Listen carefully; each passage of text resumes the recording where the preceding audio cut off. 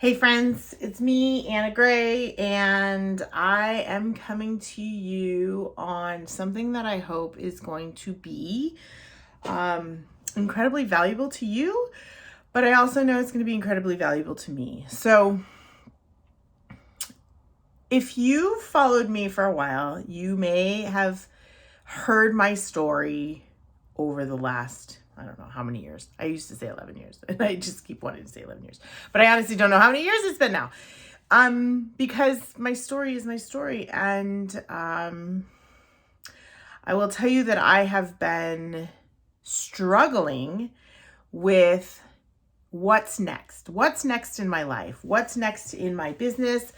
How do I serve my purpose? How do I show up? What is my purpose, right? Over the years, my purpose has been other things, has been different things. I've been through the ringer, as you can probably see in my freaking bags under my eyes. But I've been through the ringer, and I feel like I've always come out on top. I know that sounds crazy, but I call myself an eternal optimist. It comes up often. I say it often. I say it in my day job. I say it in my business. I say it around people I meet. It doesn't always resonate well with people because they want to call themselves a realist. And I think that there's nothing wrong with being a realist, but I also think that there's something to say about being an eternal optimist, especially when life throws you curveballs. And I will tell you that over time, I would say for the majority of my life, I would say life didn't really throw me curveballs. But when I look back at my life, they really did. And I think the older that I get, the more that I recognize those curveballs and how I navigated past them and through them and under them and over them. And I feel like my story has always resonated with people. I feel like when I shared what I was doing, I got messages that it was motivating, that it was valuable, that, lots of messages that said, I don't know how you do it. And that's always kind of led me to the next thing in my life. So when I would say that I started a business in 2009. I was working as a registered nurse. I became a registered nurse in the year 2000. It's been 22 years. Year 2000, I became a nurse. And that wasn't necessarily my calling, but it was like the next thing in life because I was a surgical tech. And I was like, the next thing I'm going to do is become a nurse because I have all the prerequisites for it and I work in the operating room. So why wouldn't I do that? But it wasn't necessarily my calling. I've been doing it many years and I've actually retired from it. On one occasion, because I had built a business. So once I started building a business, I really realized that there was a purpose for me that was outside of being a nurse. And it really had to do with me sharing my story. So back then it was my health and fitness story. And I had gone from, I was a mother of 2 young children, and my children are adopted, if you didn't know that. And so there's a whole nother layer of story in that. And the fact that I went through in vitro fertilization, I had 2 international adoptions. I mean, like, I have so many layers to my story that include navigating through curveballs.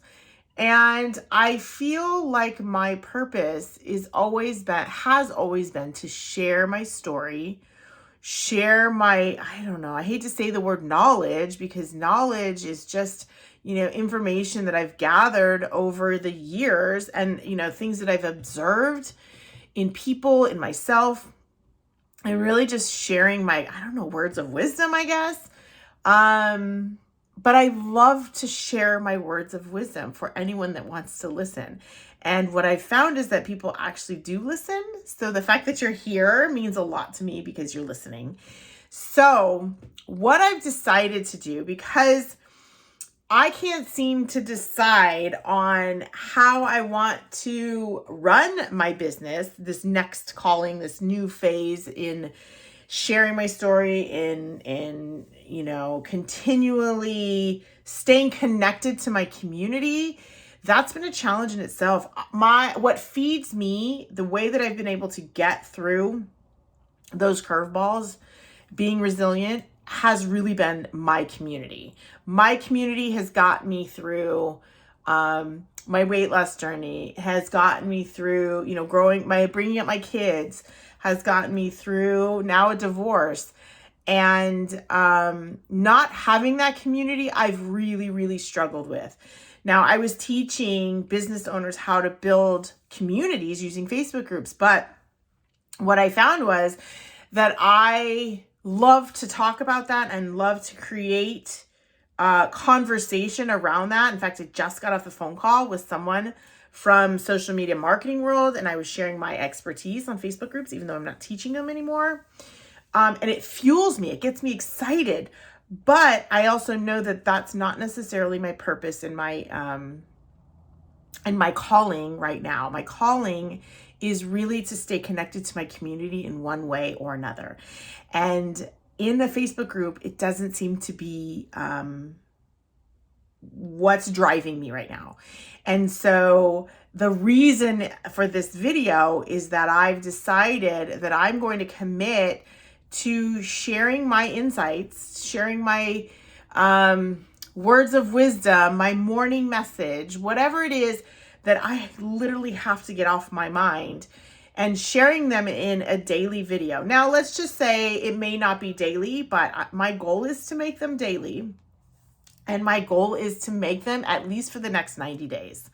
Let's see if I can keep going from there. But we're going to say that for the next 90 days, I want to do a daily morning message, daily insights, words of wisdom, whatever you want to call it, and sit here and talk to you and hope that you show up, and hope that it resonates with you, and hope that the things that I've gone through and the things that I share may motivate you to kind of take that and run with it. I want you to know that I'm here for you, that I'm here to work with you. If there's something that I say over time, or something that I say today, or something that I say in one particular video that really resonates with you, what I want is I want you to reach out to me, and I want us to have a conversation, and I want to see how I can help you. Because I'll be honest with you, I struggle with what that looks like. I love to create courses. I love to talk to people. I love to dig into their struggles. I love to work through their solutions. It's been a long time now that I've been working through my own struggles and my own solutions that my poor friends have to listen to me. And I say my poor friends because they're the most amazing friends ever, but they know what goes on in my brain. And that's also one reason I'm here sharing this with you, because I share a lot. I share a lot with my friends, and they wonder, how the heck do I survive in a day with all of that stuff that goes on in my brain? So in the past, I was able to share with my community, and that really kind of filled that bucket. It got it off my chest. And I got great feedback from you guys that found that whatever I was sharing was helpful. So, so in an effort to save my friends as well, I'm going to be doing this video, and then also to effort to save my own mental health, because to live in my brain can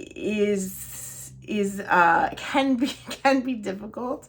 And if you ask my friends, they say they don't know how I live in my brain. But here I am.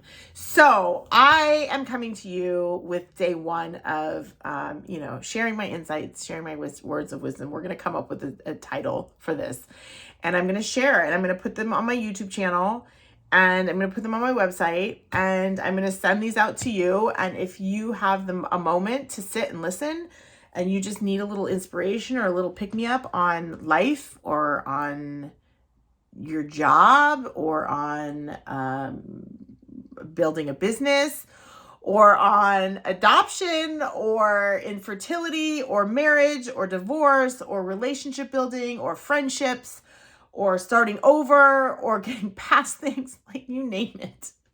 Let's talk. And I'm just gonna, just bear with me. And this is an experiment for myself, creating consistency for me to show up so that I am not 100% in my brain all day, and I have a place to share this. So I hope that you find it valuable. I hope that I find it valuable. It's definitely not well produced, but it's who I am, and that's all that I can say, is that I am who I am. All right, I will see you guys tomorrow. Bye.